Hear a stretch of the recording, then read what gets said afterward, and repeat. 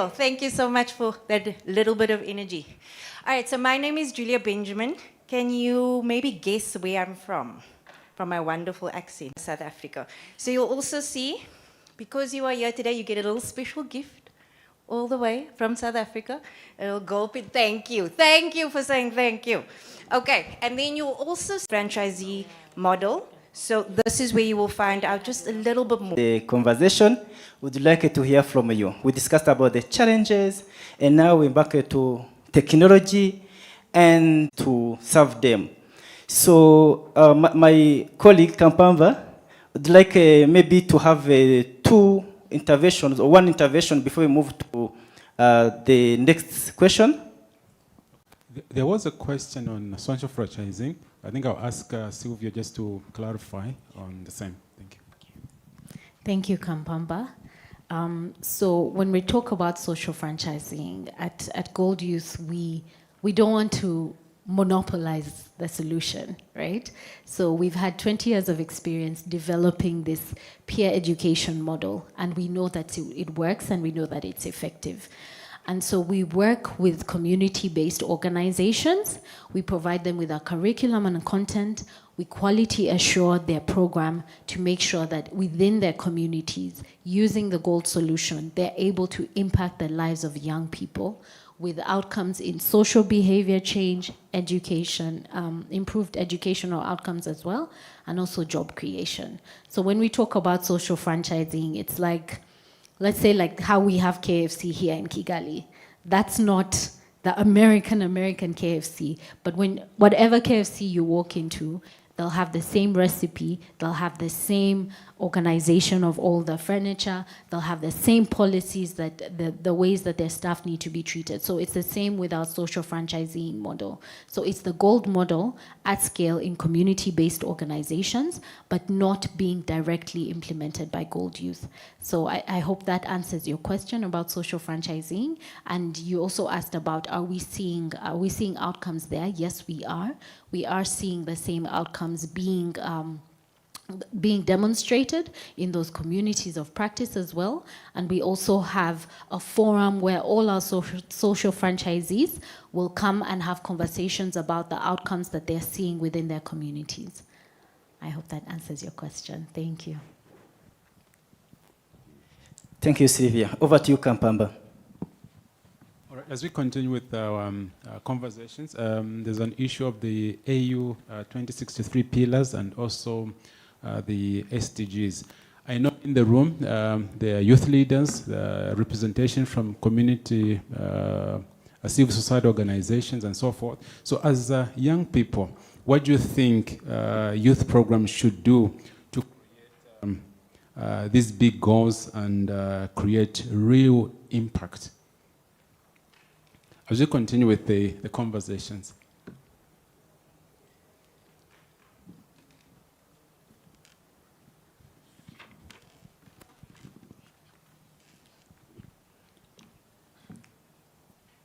The skills the youth need to have is presenting, public speaking, and also the collaboration among the team. Thank you. Okay. Yeah. Thank you. I have already spoken myself. Youth program aiming to create positive dreams and inspire hope should focus on empowering, engaging and equipping young people with tools they need to envision and achieve brighter future, like provide exposure role models and mentorship. Invite inspiring figures such as local entrepreneurs, community leaders, artists, scientists, or athletes to speak with you about their journeys, struggles, and success. This can help you to see real example of success and performance.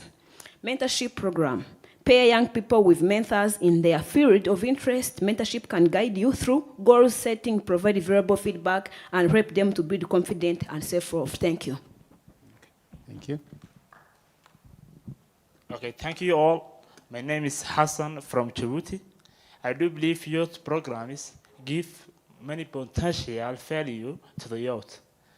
If I give you some 3 points, it's first connecting youth opportunities. For example, when you have a program just like Youth Connected, you get a networking for the people or the youth Africa, then you get how to know what is missing for you. That is the first point. The second point is empowering youth voices. For example, when you have or join it or have a program for youth and programs, you have very happy to mention what you are feeling. Even you have, a flag from your country, and also you can explain how how your country is look like that. The third one is leverage technology. Technology now is potential value. So when you have a youth program, you can get a skills for job creation and also in health programs and something like that. So thank you, all of you. Thank you so much. Good morning, everyone. My name is Peloyami from Botswana. I'm going to come from a governance perspective. We cannot talk about responsive and citizen-centered programs and policies if we cannot deal with voter apathy. Most of our youth are very dormant when it comes to voting and civic engagement. There's no way we can implement policies if the youth are not part of the decision-making process. There's no way we can talk about responsive and inclusive service delivery if our youth are not part of the decision-making process. Over to you. Thank you. I'm by name by Ms. Lillian. For me, I have some, if it is a question, but also it's a kind of challenge.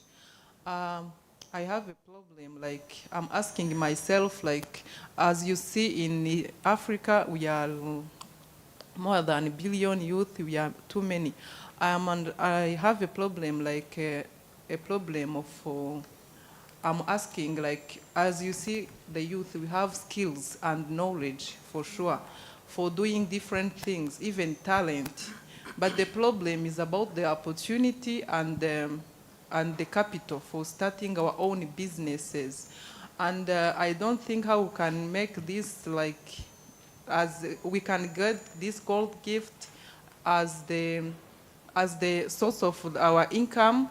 I don't know how we can make our nations more beautiful and more not being challengeable by providing this the youth by capital. I don't think we can get job when we have a problem of opportunities and the problem of the salary, capital. So I think the basic is having first the capital to start our own business, because on the market we are the youth we are a big number of youth. All of us, I don't know if we can go there and ask job on market and we can get that kind of job. So the first thing is opportunity. After getting the opportunity, then we can go on market and just start our own businesses. As always, his Paul Kagame always tell us to start our own business, not going on the market asking for job. So I think that when we have capital, we can start our own business and develop our own talents. But the problem is getting the capital. The problem is getting the capital.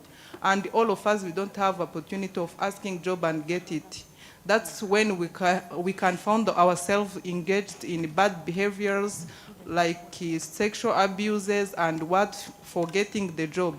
So I think that when everyone has the opportunity and the capital, you can provide more employees and you can engage and find and give job to more employees. Thank you.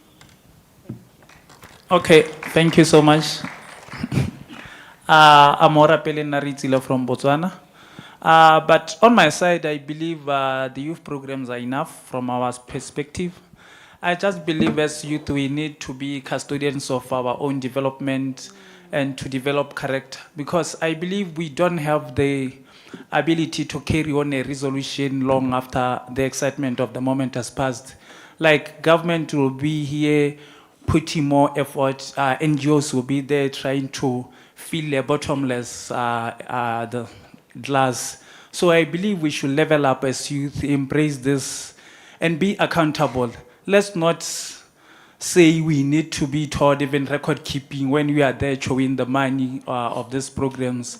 I believe we need to grasp the content, embrace what we are being given, and utilize it and share the ideas. Thank you so much. Good morning. I would like to add on what, my name is Waruna from Botswana. I would like to add on what Bill was saying. I think it's high time we change the system as the youth. We can't be complaining time and again. For example, I'll give a typical example from Botswana. It's been 58 years being led by a different party. And that has changed after 58 years. With us, the youth, it's time for us to change systems that are there. For us to change systems that are there, it's us to be there to put in the effort to change the systems. Like the education system, like we've been saying. For example, as a youth, we need to, if we put in someone who's youthful, he or she can change. My point is, if you put in someone who's youthful, who understands the youth, it would be better to benefit us than having someone who's older, who doesn't know the generation. Things change generationally, or in, I don't know if you understand my point. Thank you. Thank you. Thank you so much. So we are running out of time, but we're going to allow the last intervention. Thank you. Okay, thank you. I would like to also build on what she said. We talked about education and all those other things that we can do to help the youth. But I think that, first of all, we need to find a way to make young people believe that they can do it. Because even if you put everything in front of them, if a person thinks that they can do something, it's very hard for them to do that thing. So like she was saying, representation matters. So if we go, for example, all those young children from difficult backgrounds in the rural areas and elsewhere, if we can take like people who have had the same backgrounds as them and go talk to them and tell them, I had the same childhood as yours, but look what I have done. Because it's very difficult to tell like a young kid that, see, you can be the next minister.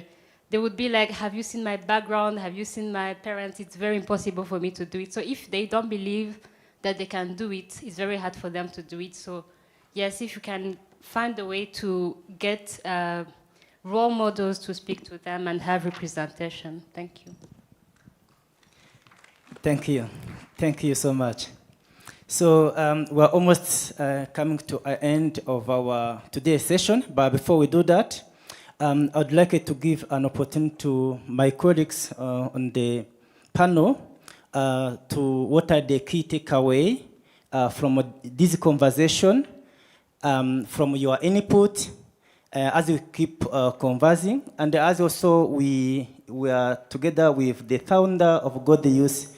We'd like also to have like 1 minute, just say hi to the audience, and so that we go out, you keep connecting, engaging, making connection, collaboration to make a difference. I want to start with me, saying that young people have the solution. And one thing I have observed throughout the years in youth space is that there are many opportunities out there, and young people need to be proactive in taking part of what is happening at community level. And the opportunity about learning, young people have to take advantage of that opportunities. What I have observed is that many young people are just same people getting same opportunity. You see, one has been trained in one organization and maybe got 10 certificates, something like that. So I would like to take this opportunity to challenge and encourage young people to be proactive, know what is happening in the community, see how you can take part of that. Not just be sitting and waiting for people to come to you, but be proactive. And I know young people have a strength, they have a skill, they have power, they have the capability, they have what it takes. And if that is mobilized, we can make a big difference. Thank you. Over to you, my colleague Kampamba.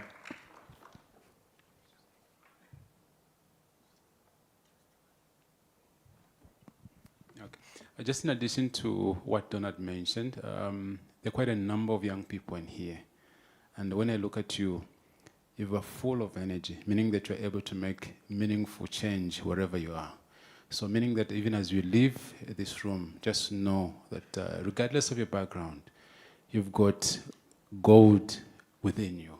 So wherever you are, wherever you're going, ensure that you're able to make meaningful impact. My colleague Sylvia mentioned that in the next few years to come, you move out of the youth bracket. So what will you, as you reflect, what will you have done using your youthful years? So while you still got the energy, there are a number of opportunities. Grab them. Ensure that you're able to look back and say, yes, I made a difference. Thank you.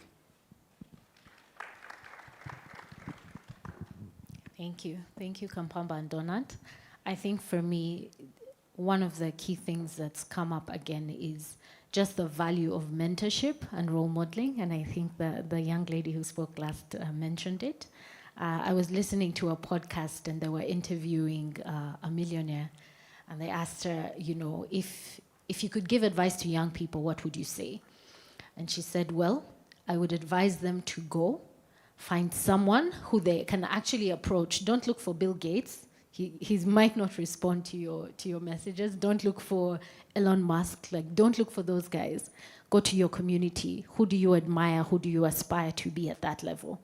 Sit with them, learn, be mentored by them, right? And after them, once they've taught you everything else, you'll be able to access people above that level. So are we tapping into our spheres of influence and looking for mentors and looking for role models who can support us in our progress, right? And so I think as young people, we keep saying young people a lot, but I think as people in the room, right, because we are in the right room, we need to ask ourselves, are we really submitting to mentors? Are we allowing for people to role model the things that we want to see? But then at the same time, are we also doing that for people behind us? Are we doing that for younger people in our communities? Are we going back to our schools and saying, hey, let me tell you what it's going to be like in the future. How can I support you with university applications for those who've gone to university? So it's not just about looking ahead, but what are we doing for the children who are coming up behind us? And I think the last one was just the skills mismatch. Thankfully, I'm going to assume that everyone in this room has access to internet and technology and information. So if we're using, even if we say TikTok also has lots of educational material, lots of encouragement and things that we can learn from. But are we harnessing the use of technology only for our entertainment and, you know, frying our brains? Because there's a lot of research that talks about how, you know, the continued use of social media actually reduces our effectiveness, our attention, and so many things. But are we harnessing those things to also build us and build our capabilities? Because sometimes we can't fully, the education system is going to change, and we are going to be a part of that change, I hope so. But as in the meantime, what are we doing to make sure that we are meeting up with whatever skills are needed? So is it a new form of technology that we need to learn? Is it another piece of information, a book? Are we reading? Are we equipping ourselves with the knowledge to build us and move us forward? So I think those would be my key takeaways, and just thank you all so much for your active engagement, for your ideas. I think really we are in the right room, ladies and gentlemen, and I look forward to see the change and the things that we do in the future. Thank you so much. Thank you. Thanks, Sylvia. I can't compete with your call to action. And I want to affirm what we've heard from Sylvia. I want to just honor every young person here today. I was challenged when President Kagame said yesterday, we have the numbers, but we need the quality. When the regional director of the UNDP said, we can have the skills, but we must start with character. And I have heard voices of leaders today. I whispered to this lady, I said, I wish you could be president of Zimbabwe, because I was in Bulawayo last week. And our youth are being forgotten. And they are powerful, and they are strong, and they have energy, and they have innovative ideas, and they are grappling with so many challenges. And that is our future, not tomorrow, today. You are influencers. Steward that gold inside of you. Show up, stand up, grow up, speak up. Make sure that whatever it takes to get to your gold, whether it's English, whether it's being honest with what you say, because the message giver is the strongest message. People don't change with information. We have content, but we need to address digital equity, technology. We need to grow jobs in areas that the potential in Africa, that we are a massive opportunity. Unemployed youth, the fact that 60% of youth are not in high school is not the problem. It could be the very solution for us to shine and show the rest of the world what servant leadership and family and community is all about. And it's going to come from this room. So I just want to honor you, but I want to ask you to be accountable to who you are, to what you have. We don't have time. Don't wait 10 years. Leave different and do everything you can with what you've got from where you are. We need you. Africa needs you. The world needs us. We have solutions for Africa. We want to build this bridge across the planet to show the world that the narrative changed. It's not changing, it's changed. So let us be that change. And I want to thank you for the voices. Please, we want to serve you. Go out, be that gold. Thank you. Morokoze. Thank you so much. That's deep, insightful. Go out, you have God inside of you. Ladies and gentlemen, thank you so much for your participation in this session. I hope you enjoyed it. Before we go out, just a reminder to scan the QR, and it also to remind that we have outside the booth where we can meet our team and connect and get more information and engagement. And also we take this opportunity to thank the Youth Connect Summit organizing team for giving us this space to have this conversation today. Thank you so much. I'd like to give the mic to Desiree. I don't have anything to say regarding the session already, but today is a special day for one of our people, and that is Sylvia. It's her birthday. So if you can just stand with me and join us as we sing happy birthday to her. Okay, let's all stand. And if you see her anywhere in the summit today, grab her, hug her. Are you ready? Is there anyone who's a singer in the room? There we go. Happy birthday to you. Happy birthday to you. Happy birthday to you, Stella. Happy birthday to you. Woo! We love you so much. We love you so much. We love you so much. We love you so much. Thank you. To remind that in this room, there will be a next session starting shortly, so don't miss. Thank you. Enjoy the rest of the summit.